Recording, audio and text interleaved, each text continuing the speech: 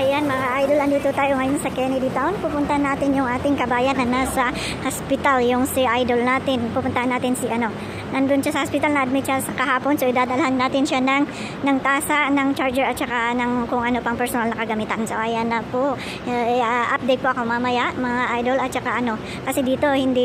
Ayan, maghihintay po tayo ng bus 54 papunta doon sa hospital. Bali nag-MTR tayo tapos maghihintay pa tayo ng minibus. So ayan, gaya ng sabi ko kanina, hindi basta-basta yung ma-hospital dito sa ibang bansa pag nandito ka sa ibang bansa. Opo, mahirap po, lalong-lalo na wala kang bisita, ganon, ay yung walang maghahatid ng yung mga kakailangan nila, yung mga personal things mo na kailangan mo. So ayan na nga, update po ako mamaya kung nandun na ako sa hospital. Ayan, kararating lang natin dito sa hospital, hahanapin lang natin kung saan yung kwarto niya. Dito daw tayo sa main block. So, at ayan na nga mga idol, is paakyat na tayo sa 6th floor. So kasi yung kwarto niya is sa 6th floor. So na, kailangan natin ng mas, syempre hospital ito. Ayan, nandito na tayo. Hanapin natin sa E. Bali nasa E. E siya. Ayan o. Hanapin natin E. Ito yung sa 6, tapos pupunta natin yung E.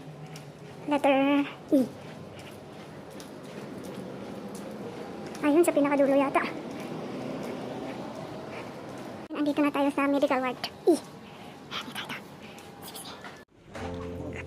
Ito na siya. Ito yung pasyente natin, oy.